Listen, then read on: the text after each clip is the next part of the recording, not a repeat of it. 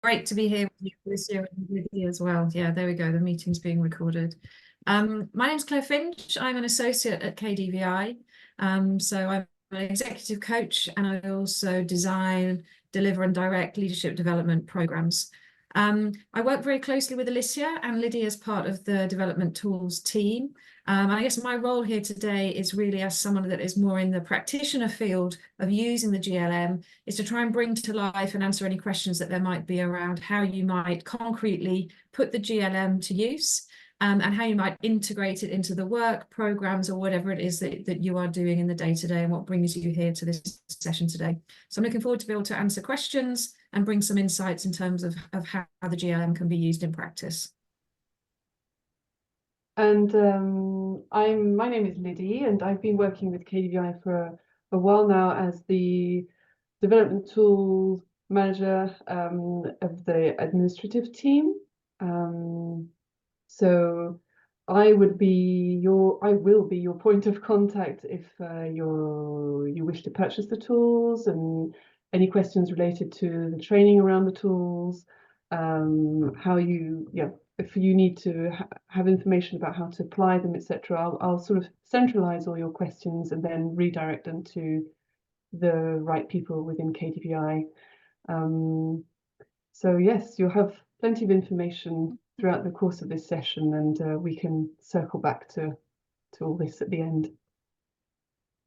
Okay, so with that, let's just start. So can everyone see my screen? Just gonna have all this. Okay. So welcome to this session. It's going to be an hour, and the way it's going to be conducted is that I will introduce the tool itself, the design and development. Then I'll hand it over to Claire and Liddy, and then they will also guide you through different aspects of the tool. So what I would like to do is to have it be an interactive session. So if you have questions, please raise your hand and ask as we go along, or put them in the chat. And either Lydia or Claire, if I'm speaking, can attend to it so that we're addressing the questions as they arise. All right, so just to start off this session, let's see. Okay. I like to start with this quote with Manfred because we're not really a tools business. So that's not our primary purpose, but we do use diagnostic tools as a way to begin an introspective journey and set in motion honest self-evaluation. So really is a tool to entering these conversations. Because this process of self-exploration can then help executives with one of the most difficult challenges that they face, which is changing themselves. And when Manfred designed the tools, I think he really wanted to use it as a way to bring some material onto the table for discussion, to open the discussions. So oftentimes he found that when people had some feedback before them, it was a transitional object that allowed people to dig into, to start the conversation, to launch the conversation. Having said that too, I think the tool is very important, but how you use the tool in a debrief is more important in the way that we work. And I think Claire can expand on that when she shares her experiences about using the mirror. So the GLM, I'll call it the mirror because it's a very long name, but it sits within a family of diagnostics at KDVI. And I like to show this because it really shows that the way that we work, which is really in a very holistic and systemic way. So we have a family of tools that address challenges at many different levels. So at the leader level, we've got the mirror, as well as the inner theater inventory. The inner theater inventory is a tool that actually looks at key drivers and motivations. So what are the values that drive people to make decisions within their work, or drive, even inform their energy levels. So it's a tool that's used to complement the mirror. At the team level, we have a team compass, which looks at team dynamics, as well as a simulation that we've created that actually is an immersive, interactive team experience, so that it's a situation which allows the dynamics to emerge. And finally, at the organizational level, we have the organizational culture audit. If you're interested in any of these other tools, we're kickstarting this with the Mirror, but in subsequent sessions, we'll go through the inner theater, the team compass, and organizational culture audit. So if you're interested, I don't know if Liddy, if you want to put in the link. So I think every 2 weeks we'll have a sessions on each of the tools. So our approach, as I mentioned in the beginning, the tool is just a tool, and there are many tools in the market. I think at least in this session, what we want to be able to communicate to you is how we use the tool. And it's really akin to the philosophy of Manfred and the methodology that he created through his career. And really, it's the psychodynamic lens, which is really using the tool to look at the inner motivations and drivers of human behavior. So not only looking at the surface, but looking under the surface and using that tool as an entry point. So psychodynamic, it's a very fancy term, but it really means that we're looking much deeper at the reasons that underlie human actions. So not just their explicit behavior that they do this or that, but what drives them, and not only looking at themselves, but also at the system. So how they interface with their colleagues and how they interface with the culture, the system within which they work. And we do this because we acknowledge that people are complex, unique, and also very paradoxical with different motivational drivers and decision-making patterns. And you'll see that coming out in the feedback report. You know, you'll get contradictory information, feedback from different stakeholder groups, but that just represents the complexity of the individuals and the way they interface in their environment. And then finally, because why do we look at beneath the surface? It's because we want to bring into discussions the emotional and psychological aspects of an individual's lives, and really draw out not only the drivers, but also the complexity and tensions that they face within their work. And I think what's really powerful about this approach, because I've gone through some of the training with individuals and they've done it themselves, is that it really engages them in the feedback process. So they're not just looking at the report of highs and lows, where they score high, where they score low. They're really engaged in a process of sense making. Why they behave the way they do, why they interact the way they do. So I think it's a much deeper conversation that can come out of using this tool in a psychodynamic way. And we like to use metaphors here because it's just another way to tap into the brain, an analogy, which is really like the onion. So we use the leadership onion. What we see is the skin. So really the behaviors that you see that are manifested within the workplace. But what we want to try to do is through the report is to tap into much deeper levels and layers. So what's their preferred leadership behavior? Is there a dominant style that they're comfortable with, the natural leadership style? Because sometimes that can come into conflict with another person's leadership style, or even the style that is expected within the organization. So really calling attention to that. We can also tap into personality and character traits, and also values and beliefs and attitudes. So really trying to get a very holistic understanding of the individual. And finally, at the deepest level, which is their core motivations and drivers. I think this is the deepest level because it really gets into their values and gives them insights into what drives them and what gives them energy, what takes energy from them. And all this, I think, can come out of a report like the GLM in the way we debrief it. So let's go more into detail about just stepping back, looking. So we're not only looking at the instrument, but I think it's important to look at it within the future of work and what are the trends that we're seeing in work. So sometimes what we see, especially in the reports, is that leaders are actually maybe performing well, doing well in their job, but also having a more forward-thinking approach and thinking ahead. What are the skills that they need to thrive in the future, especially with the changes that are occurring at a much faster pace. So I won't go through, this is a lot of information, but there is an article, I wrote a blog on it, but I think I want to just do the top level. So keeping in mind when we talk about leadership development, looking at the sort of the landscape, and we see that now it's all in the news about AI, about the speed of change, about being, the work being disrupted. So looking at that broader context, then honing into what skills are required of leaders of the future.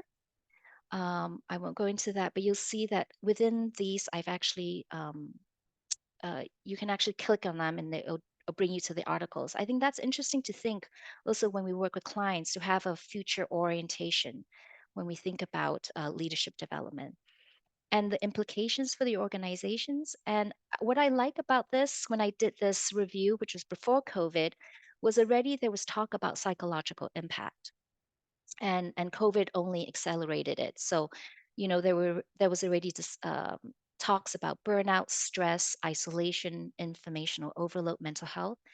And I bring this up because part of the mirror, we also include questions related to life stresses, and also coping mechanisms. And I think bringing that into discussion is also quite rich, in helping a lot of individuals manage the stress that they encounter within their work, because stress is, it's probably a given in current work environments, but also what are the coping mechanisms that they can develop within their control to develop in order to manage that stress levels.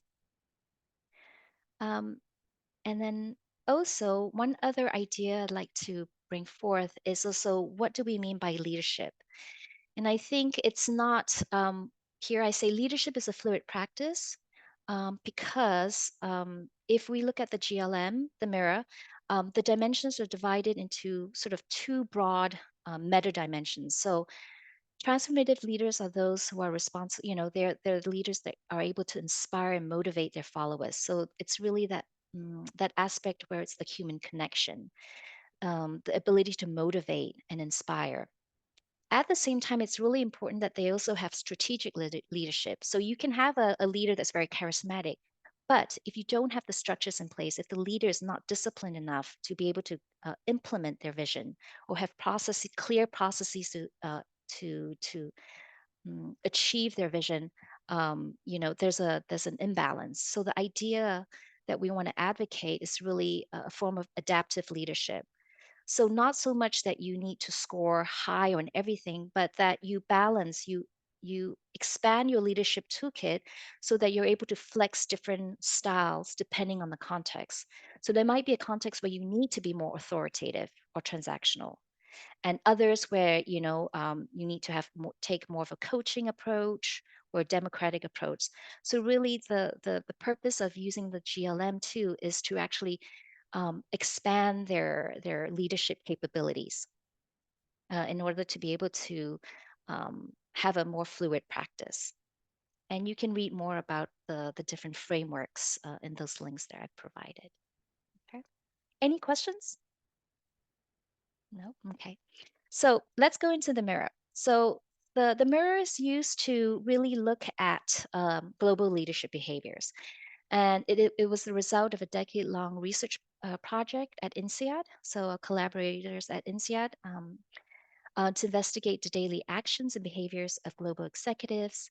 It consists about 110 questions, takes about 20 to 25 minutes to complete. It's a little bit longer for observers because they have a reflective exercise, so they actually provide comments. We have both quantitative and reflective feedback, and that's important, and I'll show you why, especially in the reflective feedback and the way that we work, because the reflective feedback provides more nuance and contextualized information. It also gives more color to the individual beyond just numbers. It's 360 in the sense that we engage observers from 4 categories, so superior, coworker, direct report, and other. And finally, it's available in a number of languages.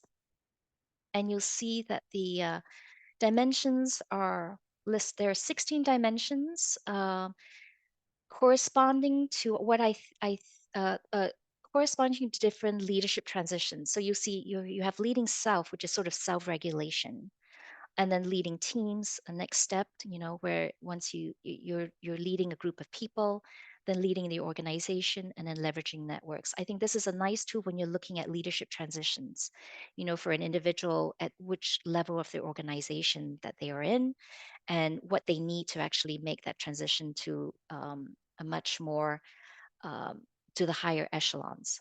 And you'll see also that we have life indicators, so life stresses and well-being resources. And finally, perceived performance, where we try to have them rate their ability to achieve the results, but also develop people. So again, that duality of not only being performance driven, but also being mindful of people development. You can access a sample report by clicking the link and get more information about the Leadership Mirror through, I think it's an article by Manfred on the Leadership Mirror. Okay.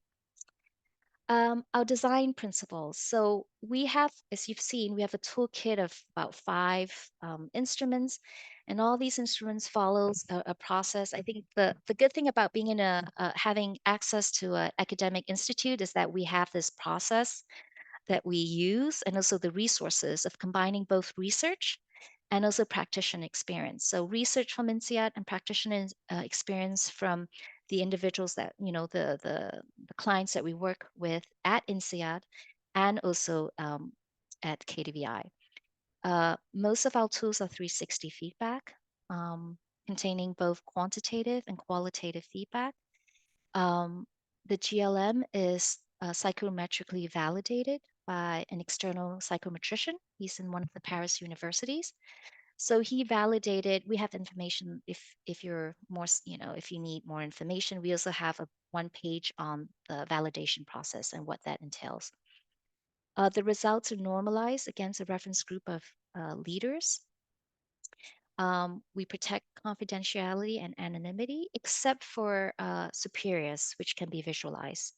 We visualize that particular stakeholder group because it's an important relationship to the individual. And finally, we strive to create instruments that are easy to understand, complete, interpret, and translate into action. So you'll see that our feedback report is very simple. It's a line graph. We're not into very complicated, sort of visualizations where you need a manual to decipher it. So we really want people to be able to look at it and try to get the insights quite quickly. So why some of the sort of the objectives for using the GLM, and I think Claire will go through it in greater detail in her work with our clients, but you could use it at different levels. So even if it's placed at the individual level for individual leadership development, you can also use it at a team level, where if a group of members, a team, use the GLM, you could use that opportunity for team feedback and team development. So it's a powerful tool when used within a team to improve interpersonal and team relationships, and also acknowledging the different types of leadership capabilities that are brought into the team. So someone might have a particular strength, and that might compensate for someone else's weakness. So it's a good way also to create that sort of mutual understanding among team members of their strengths and areas of development. And we could also use the GLM at the organizational level, which is to look at if we run the GLM with, let's say we have a client and they have multiple GLMs, 20, 50, 100, we could do group level analysis to try to pull out whether there are any systemic themes that come through these reports, not only in the quantitative, but the qualitative comments, because I think here you can really piece out whether there are systemic things within the system that shape or the behaviors of the leaders, or things within the system that are expected of the leaders, and so it gives them a higher level view. So with that, you can actually understand how culture either fosters or discourages certain leadership behaviors. That's important when you design leadership development programs, to see what you want to focus on. And you can also shape the organizational language of leadership as part of a professional leadership development program. So taking a much higher level view. Um, any questions? I know there are some comments in the chat, but I'm not looking at it. No. I'm going to go through the feedback report, then I'll hand over to Claire, who then might give some more, concrete examples, because now it's still quite abstract, I feel. So our feedback report. So again, we use these tools, at least from KDVI's point of view, as a developmental tool. So not as assessment. or evaluation, but really it's a sense-making tool. And what we do is with the results, we're trying to look at the surface, from the surface to the deep. So, and that's the way that the feedback report is organized. So you'll have the overview chart, which provides you very quick, group averages, leader versus group ratings. We'll go into, I'll share with you some slides, visualizations, and subgroup results. But then you can actually, through that, use it as a launching pad to go much deeper in the conversation by looking at the reflective feedback in the comments, because that's where the individual comes alive with the comments that are given by their observers. So, sort of the nuances, the idiosyncrasies, the contradictions, they all come out in the reflective feedback. And then also in the distribution of scores and the ratings per questions.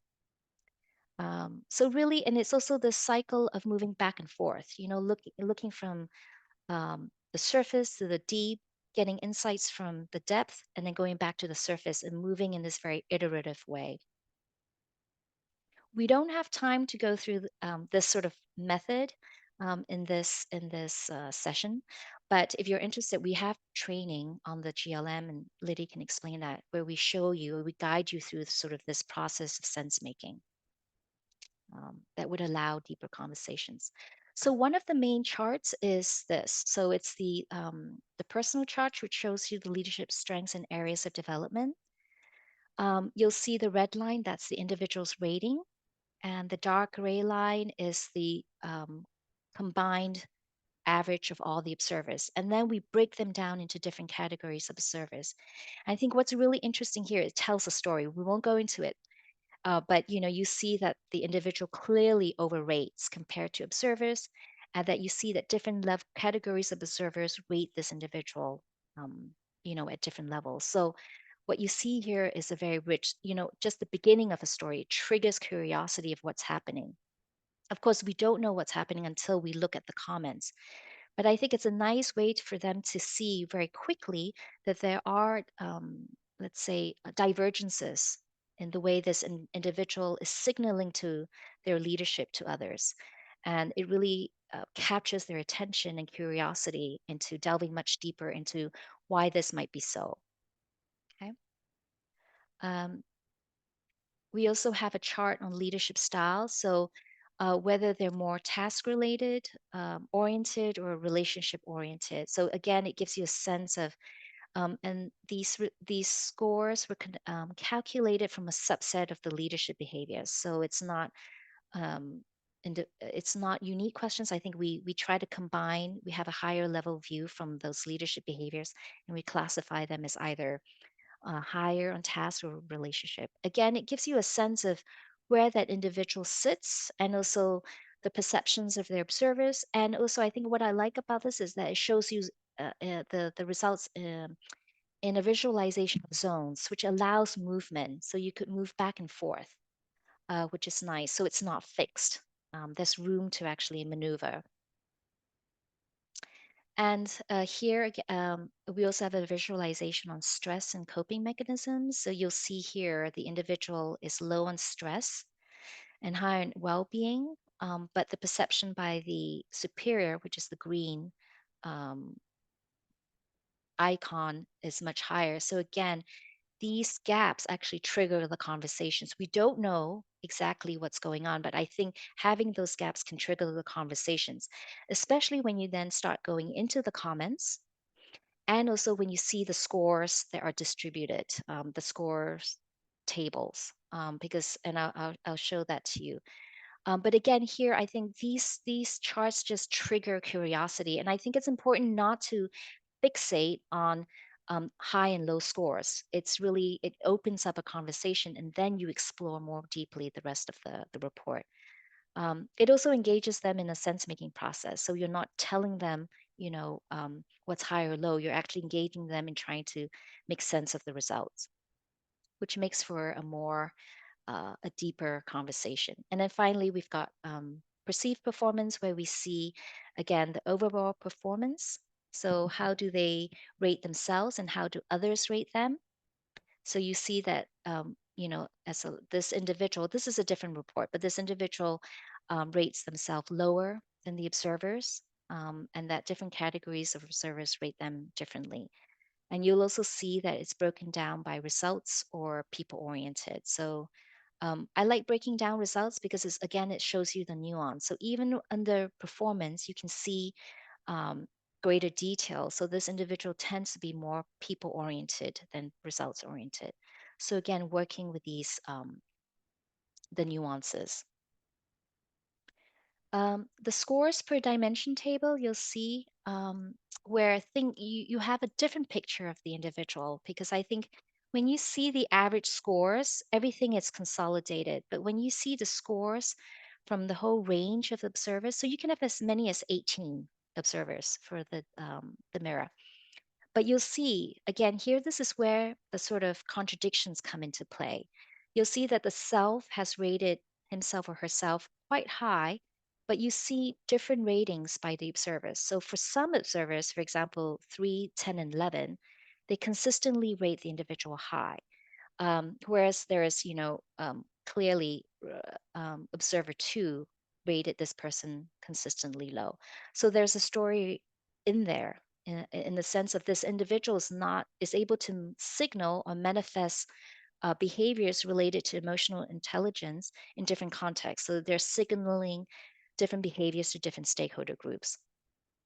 You can also look for patterns. So even let's say the um, the rating might be low for the observers. Well, actually, they're comparable between the self, but lower for the observers.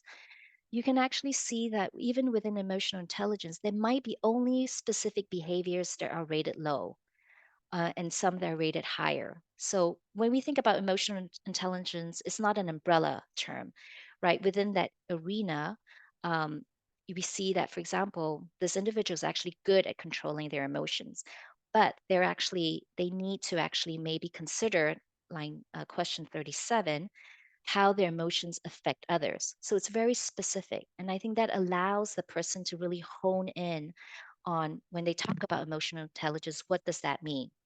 Um, and what aspect of emotional intelligence? Because sometimes when we use these terms, they're so broad, and they're a little bit abstract.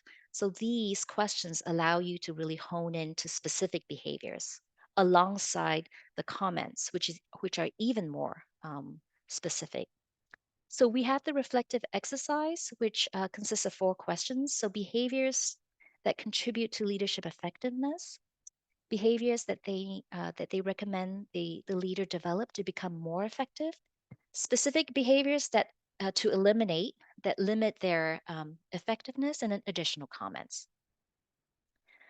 And as mentioned, the comments really give color to the individual, because they, again, very specific feedback. You see, could work on his confidence and presence, approach situations with less emotions, uh, could focus more on delegation and put more structure in the team. So again, bringing it to more specific developmental areas to focus on.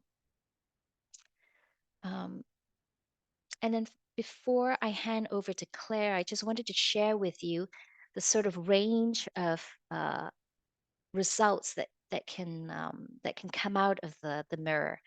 And I like this process. I like showing this because I think each chart tells a different story. And I think that the tool is sensitive enough to visualize the different stories. So here you have actually a group average graph. I didn't go through that in detail. If you're using it with an individual, you would only have one respondent. But because we've used it we use it quite often at INSEAD, or if we use it with a team, you could actually use the group average graph as a sort of group among, if there, for example, here there are 54 participants, perhaps in a leadership development program, you can actually get a group profile of this group. So you'll see that this group, as a group, you see that the self tends to overrate compared to observers, and they have strengths in different areas. So, for example, empowering, coaching, and then maybe development. They rate lower in visioning and energizing as a group. This is an interesting chart, especially when you want to work, as Claire, as I mentioned early on, when you want to work on a systemic level. So, as a group, what are the behaviors that are being manifested? That can tell you a little bit also about the culture. of the organization or the profile of individuals who work within an organization. And also whether you need to develop certain capabilities. If there's certain dominant traits within the organization, within your leadership pipeline, are there other traits that you want to actually cultivate when you have a group level view? And this is another group chart with 30 group graph with 33 participants. So it's another program. And here you see the reverse, where the self underrates the collective self. So the group of the 33 participants as a group underrates compared to the observers. So that tells you another story about what's happening within that group or within the system. Again, it just triggers insights and curiosity to start those discussions. Here you have a personal graph where, compared to the one I just showed you before, where, the results are, the observer ratings are fairly aligned. So you have highs and lows, but they're fairly aligned. Here you have one, again, where you see a lot of divergence. So again, another portrait. And here where you have an individual that clearly overrates. And this one is when you don't engage observers in the process. So I like to show this because especially in preparation when we work with our clients is to really have them engage, use this opportunity to really engage observers. Because if they don't engage observers, they only have their self-report and you don't have the richness of the comments. You don't have the richness of all the different stakeholder groups and the perceptions. And I think that's important also to illustrate to them the sort of richness that can come if they engage their observers in the process. Yes, comments? Nope. So I like to close from my end that we're using this tool really as an... I'm on a webinar, so sorry. No, I'm just explaining it. I can hear someone. It's an entry point into a reflective space. So as I mentioned it several times, that when we look at these results, we're actually using them to really trigger their curiosity. What's happening here? Why are there divergences? Not so much as a judgment, but really the report itself, especially with the comments, is going to surface a lot of divergences, convergences, alignment, contradictions.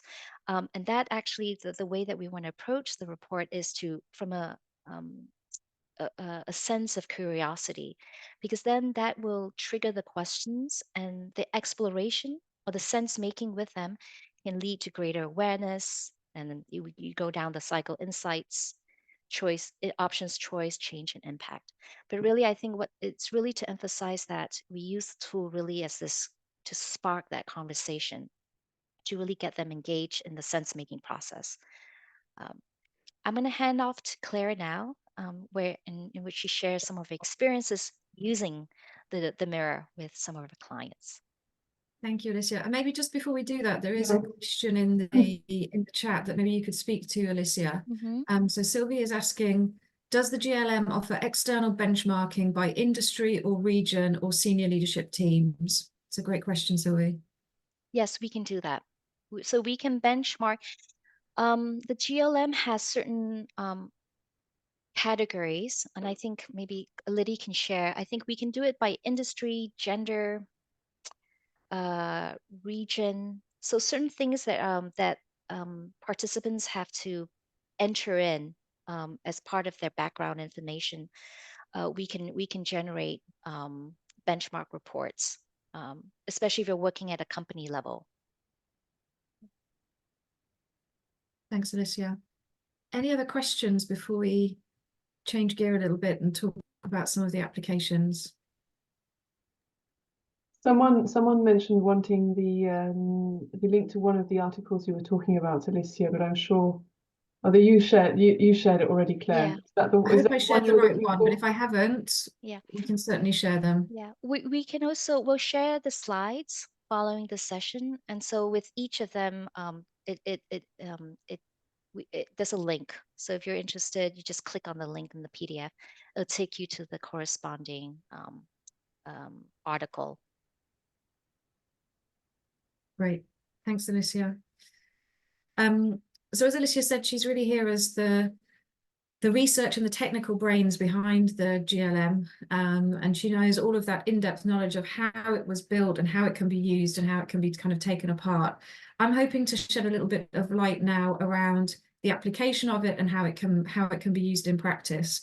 And before I do, we've kept talking a little bit about Manfred. So Manfred Ketzer-Vries is the founder of KDVI. He was the one who came up with the development tools. And really his goal in all of the work that he's been doing is how can we humanize leadership? How can we create more reflective leaders? And he was in London actually earlier this week, and I was lucky enough to see him present again. And he reminded me of something, a little story that I thought I would bring in today. So he always talks, or often talks, about Thales of Miletus, who was one of the Greek sages, so right at the very beginnings of ancient Greece, and one of the founding figures there. And the story goes that someone came to him one day and said, "Oh, master, what is the most difficult thing to do?" And Thales' response was, "To know thyself." And I think that still, thousands of years on, remains one of the most critical things for leaders in organizations. And it's really at the heart of all of the work that we do, is how can we build more self-awareness? How can we build more reflection in the leaders that there are and the leaders that are developing within organizations in order to make them better places to work?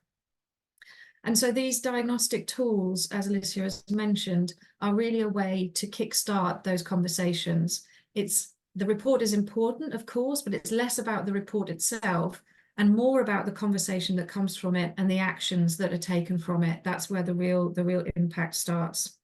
So our diagnostic tools are really there to be used as part of a development process. They're not designed or intended to be used for recruitment. They're not designed or intended to be used for performance or appraisal. They're really there as part of this development reflective journey. And as we've said, we always work with them being accompanied by a debrief. So yes, the report is fairly easy to read, but the real heart of it is when it's used as part of a debrief. Excuse the typo there. I've obviously been a bit trigger happy when I was writing is and put that in a couple of times in both slides, so excuse me for that. It's lovely to see all of you on the call here today, and I think we've got people from all of well, certainly the kind of 3 headline groups of people that often use our GLM and our other development tools. So let me speak a little bit to that. The first group that use them a lot, and we work with a lot, are independent coaches and consultants. And I think some of you on the call today fall into that category. And they are usually using them within their own practice in a number of ways. It may be that they are executive coaches who are working one-to-one with clients, and they would like a tool to help. Perhaps the person that they're working with has a particular area of challenge, and they'd like a tool, an instrument to be able to bring in to help again kind of kickstart that conversation. They may be working with teams and want to do something similar, and they may be working on their own development programs and want to bring this GLM tool in as a way of building that reflective space. They're used by many global organizations, and I've mentioned a couple of them at the slide at the bottom here, often as part either of their ongoing feedback process, so something that they use regularly with their leaders, or as part of their development programs. And let me maybe talk to a couple of those that we're working on at the moment. So we're working with 2 global organizations at the moment. Both of them have developed their own internal leadership development programs, where they are running some of the modules and the sessions themselves and bringing experts in to run other parts of those sessions. And both of them are kicking off with a journey of self-discovery, I guess, where they are using the GLM as a foundational tool and aspect of those programs. We're working with them both in slightly different ways. So we're providing the tool to them. With one organization, we've done a train the trainer. So we have trained their internal coaches to then be able to debrief the reports with the people internally. And with the other organization, we are working to debrief the reports for them. And we're doing that through group coaching sessions. So there's lots of different ways that we can work hand in hand with organizations to integrate these tools as part of their programs. And the third one is that we work with business schools and academic institutions. So either as part of their leadership programs, involved in, or not less involved, but the tool is used in a lot of executive MBAs. And sometimes we are brought in by business schools as the experts, I guess, in both delivering the tool and also being part of the team that helps to debrief it. As well as all that, and Alicia's mentioned this perhaps a little bit already as well, we can also support with thematic data analysis. So let's imagine, and I can give a concrete example as well of one of the companies we're working with at the moment. So they are using the GLM across their organization with their senior leadership team and with the level below that. And so what we've worked with them on is taking all of the data from those individual GLM reports, pulling it together into a consolidated report and helping them to understand what are some of the broader systemic and cultural aspects that we start to see through the themes and the patterns that are coming out through that report, that then gives them a guide and a steer of where they might need to focus their leadership development, where there might be cultural aspects that they want to work on. So it can be a tool that is used both by individuals. It can be used within teams as a way to build that individual self-awareness, but also build that trust and collaboration within the team if they are able to share their reports and work on their development priorities together. And we can start to use it as well at a more organizational level when it's used at scale to start to think and see the themes that are going, patterns that are going on underneath. Thanks, Alicia. I will jump to the next slide now, if that's okay. So again, I got a bit trigger happy with my is. Why is the GLM chosen? Well, when I speak to clients and organizations that we work with, I mean, I think there's 4 kind of headlines here come through. So the first is that it's effective. You've had a little snapshot of it here today. I've worked with quite a lot of different 360s as part of the work that I do with organizations. And what I find and what I hear from other people is that the GLM is really effective in the sense, as Alicia said, it's easy to compete, it's straightforward to understand, and it translates well and easily into actions. What I also love about it is that it is easy to understand, and at the same time is nuanced enough to give new insights and can go deep enough to help kickstart that conversation and start getting people really moving on that reflective journey. The second, I think, is that it's trusted. It's validated and benchmarked, as Alicia mentioned. It's recognized and it's well used. I'm very conscious that there are lots of possibilities out there when it comes to 360s, when it comes to psychometrics. You can build them yourself if you want something that's very aligned to your own values. For other people, it's important to have a name behind it. And I think, you know, the fact that this is developed by Manfred Kester-Vries, who's one of the most well-known thinkers in leadership development, really adds some emphasis and kudos to the tool. It can be integrated well, as we've talked about. So integrated well, both in the sense of into whatever format or context you need to use it in.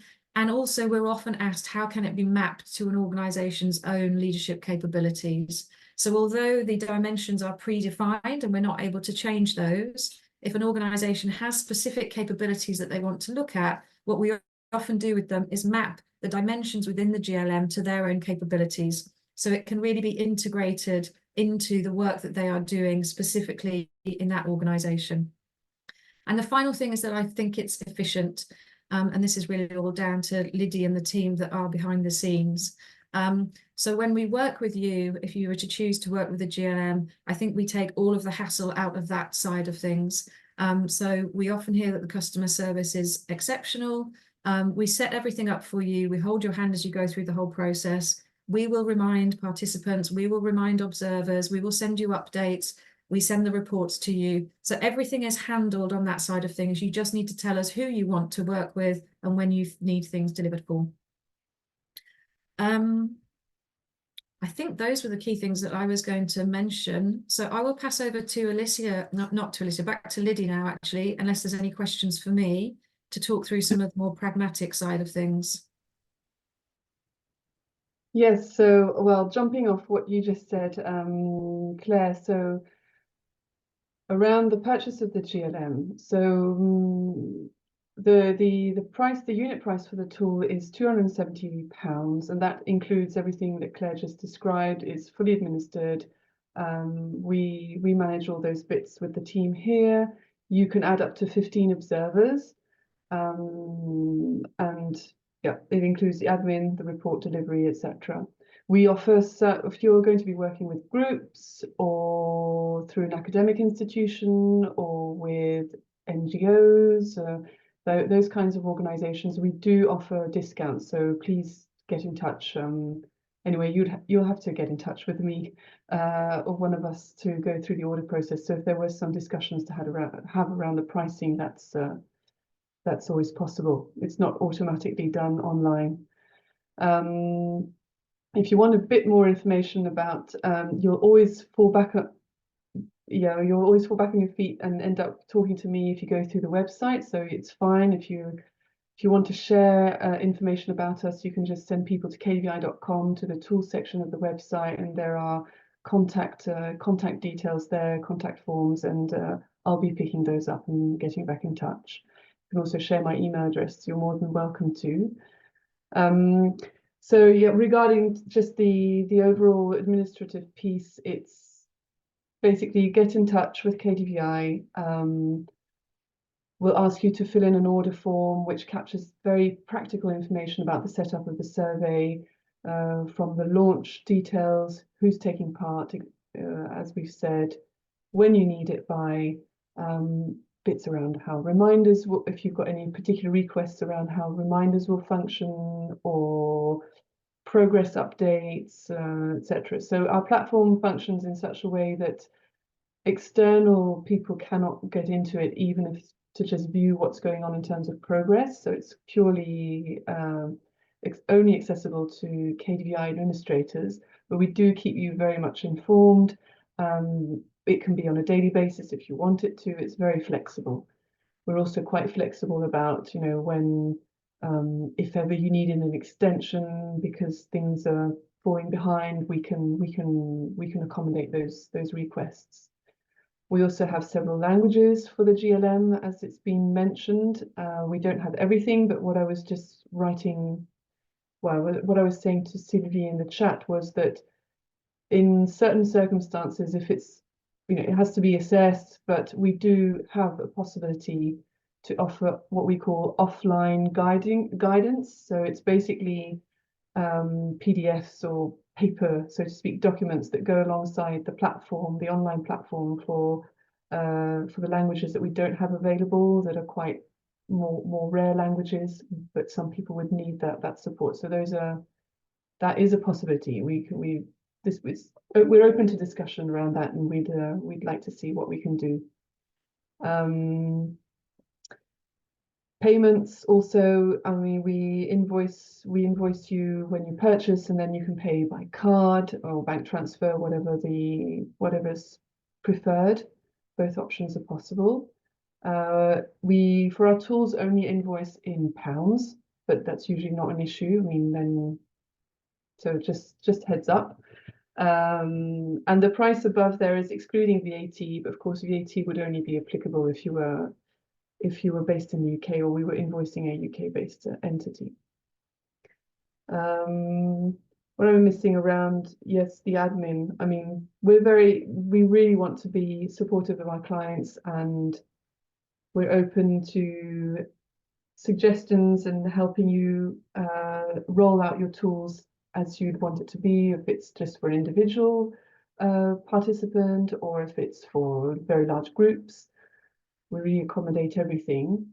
And the one bullet that just came up, which is important, is that we register information for your participants. So we'll add them to the platform.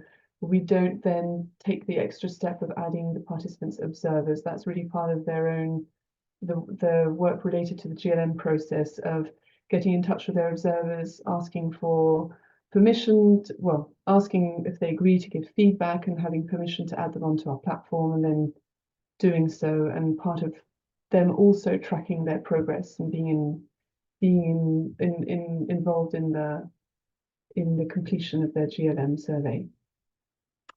And then further on, so that was really on the sort of participant, and yes, all reports are delivered as PDFs, and we deliver them as a batch to you, the coach or the HR leader who's in charge of the program with your organization.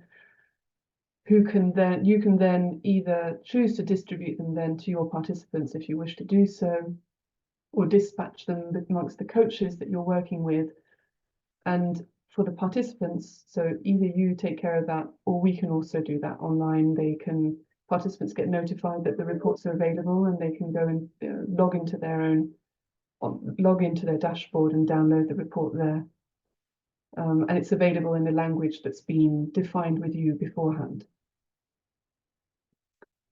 So this is, participant driven, but then moving on to what has been mentioned before is around the training and certifications that KDVI offers. So for the GLM and also for the OCA, which is another tool for which we'll have a webinar later this month or maybe in March, and the Team Compass, we offer training and certifications. So there's these two formats that are standard, one-to-one. Mostly for the GLM, Claire is usually going to be the person who will be delivering these sessions, and they're all ICF accredited with CC credits. The first one is the training, which is composed of 3 times 1.5 hours, and the second one is a little bit more self-guided work, and then because it involves you using the tool with a client, one of your clients, and writing up a paper which is then debriefed with the facilitator. So both allow you to experience the GLM yourself, because that's part of session 3 of each format. So you take the GLM online, and during session 3 you get the opportunity to look at it with your facilitator. The certification then takes it a step further and asks you to apply your learnings, so with a client, with a participant that's not with KDVI, and then write a paper about it and debrief that with your facilitator. You get the opportunity to use the GLM credits, ICF credits, badges to mention that you're a certified practitioner, all sorts of goodies that go along the way, and lots of interesting insights and learnings from Claire and sometimes Alicia, anyway, from one of our associates, who's really, they're all wonderful at sharing content around GLM. And I don't know if you want, as facilitators, want to add anything to what I just said. I would just want to say that we don't require that you be certified to use these tools. So we provide this training because we've received requests over the years for coaches who just want to go much deeper or who just need that extra support. But if you're already a coach or if you've used it or you've undergone it in one of maybe the NCI programs, you can use it without the training or certification. This really is just additional support if you need it, just to get you going. And I think also it's not just as the technical aspects of it. As I mentioned, it's really how do you then debrief the results in a psychodynamic way. So it's really also tied to the methodology, Manfred's methodology. How do you use it to trigger those deeper conversations? So that's why you would maybe be interested in it. I have nothing else to add. I think you explained it wonderfully, Lydia, and maybe we just take the last few minutes to see if there are any questions.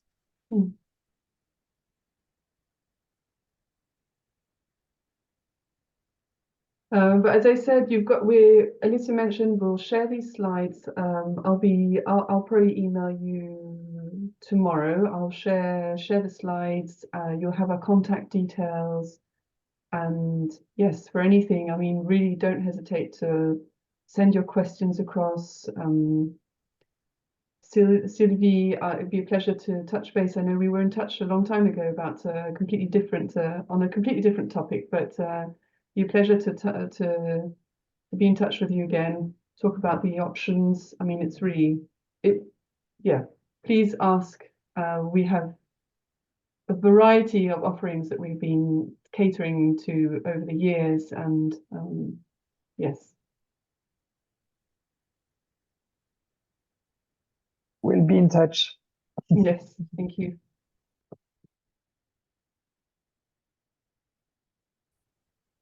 Okay, I think we can close this session. And thank you for attending. And do stay in touch. Lydia will be setting up some follow-up material.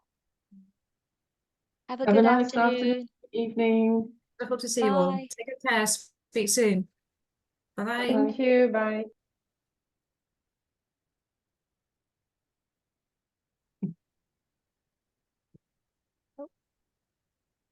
Okay, so it's a bit like last time.